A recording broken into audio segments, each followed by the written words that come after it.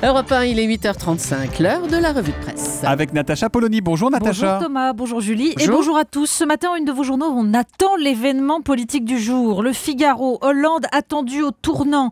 La Croix, ce que veulent les patrons. L'Opinion, les 12 pistes pour sortir du flou.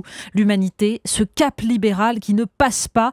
Et Libération, Première Dame, une affaire de statut.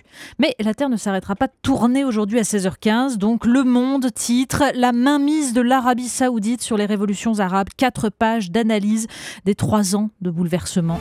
Mais il faut aller chercher ce genre de sujet à l'intérieur des journaux parce qu'en une, c'est bien souvent et presque exclusivement la conférence de presse. Et à part ça, alors par ces 4 mots, Jean-Louis Hervois résume à peu près dans la Charente Libre le ton des éditoriaux. Et à part ça, en dehors des escapades en scooter et de tout le tintamarre qu'elle suscite, François Hollande peut-il encore imprimer sa marque sur le cours des choses alors même que tout paraît lui filer entre les doigts?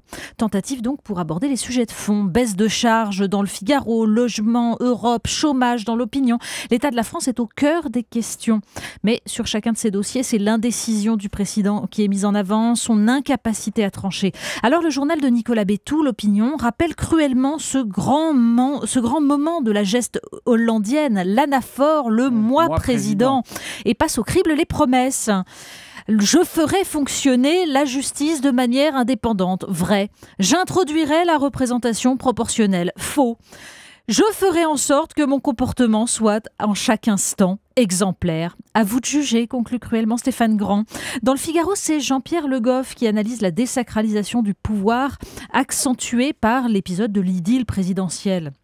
La fonction politique, juge le sociologue, implique un minimum d'exemplarité. Mais l'individualisme contemporain est passé par là. L'exceptionnel moment gaullien, dit encore Le Goff, caractérisé par le dévouement, le sens du sacrifice, le dépassement de son moi pour se mettre au service de l'État et de la nation, est derrière nous. Et comme un écho burlesque à tout cela, on a le Parisien, avec une une. Et pendant ce temps-là, Sarkozy, 3 points de suspension. Une double page de comique involontaire, où on apprend alors quand même que ces conférences lui rapportent de plus en plus. Pensez donc, un potentiel homme providentiel, ça se monnaie. Et puis, on apprend aussi qu'il regarde Borgen, Game of Thrones, enfin c'est passionnant. Si loin, si proche, quoi.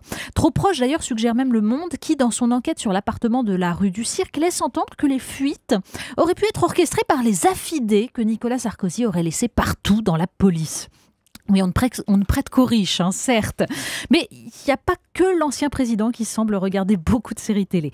Vivement demain qu'on puisse reparler dépenses publiques, choix économiques, bref, qu'on puisse parler de l'État et de la nation. Et les Français semblent en avoir envie d'en entendre parler parce qu'ils n'ont pas la pêche, les Français, visiblement. Oui, alors voilà beaucoup plus intéressant que Fédo et les séries télé. Le sondage annuel sur l'état d'esprit des Français. Le compte-rendu le plus complet est dans Le Monde. Résultat, morosité, lassitude, méfiance. Mais il faut entrer dans les détails, c'est ça qui est intéressant. Politiquement, 67% trouvent que François Hollande les inquiète, contre 60% en décembre 2012. Bon, ça on le savait. Mais 21% disent avoir confiance en la droite pour gouverner le pays, contre 24% il y a un an. Alors on se demande, mais qu'est-ce qu'ils veulent ces Français? Eh bien, ils veulent un homme providentiel pour 50% d'entre eux. Et que doit-il apporter? Pour 59%, plus de liberté pour les entreprises, 18 points de plus qu'en 2011. Mais à côté de ça, ils sont 47% à estimer que la France doit se protéger davantage du monde et seulement 23% à penser qu'elle doit s'ouvrir davantage. Donc finalement, le message est assez clair. Protection extérieure, mais liberté intérieure. Le contraire exact de la situation actuelle avec ouverture des marchés et droit du travail sclérosé. Alors, vous avez encore trouvé une revue que moi je ne connaissais pas du tout qui s'appelle vous ne connaissiez pas L'Éléphant. Non, c'est pourtant pas le premier numéro. L'Éléphant, revue de culture générale. Pour ceux qui voudraient justement sortir du vaudeville en attendant la conférence de presse, eh bien, il faut absolument lire cette revue qui est toujours aussi passionnante. Ce mois-ci, on trouve tous nos débats actuels, mais traités avec le recul qu'offre la culture. Un dossier sur l'histoire de la monnaie qui nous permet de comprendre, par exemple, l'aberration de la construction de l'euro. Une réflexion sur la fin des idéologies et ces mots du philosophe Marcel Gauchet sur le repli sur le privé qui renforce la désagrégation de ce qu'il reste d'espace public. Ou ceux de l'écrivain François Brune sur l'idéologie qui, pour mieux régner, est devenue ambiante, s'immisçant, dit dit-il, dans le fort intérieur de chacun. On y apprendra aussi que l'homme a besoin de se divertir, c'est-à-dire de se détourner de lui-même pour ne pas avoir à affronter son humaine condition très angoissante. Est-ce que c'est vrai aussi pour un chef de l'État ? La question est posée. On passe à table et vous nous mettez en appétit, vous nous parlez de steak de synthèse. Mais oui, l'humaine condition, c'est aussi la nécessité de se nourrir. Mais là, les scientifiques veillent sur nous pour nous libérer de ce pain somme qui en plus pollue la planète.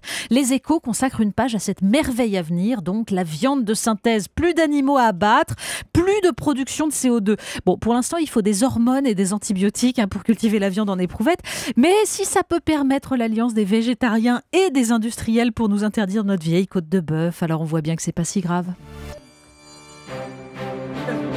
Oui, Libération nous apprend qu'aux États-Unis, un élu républicain est au cœur d'un scandale. Des proches collaborateurs de Chris Christie ont mal pris le fait qu'un maire démocrate de la petite ville de Fort Lee ait refusé de le soutenir pour sa dernière campagne.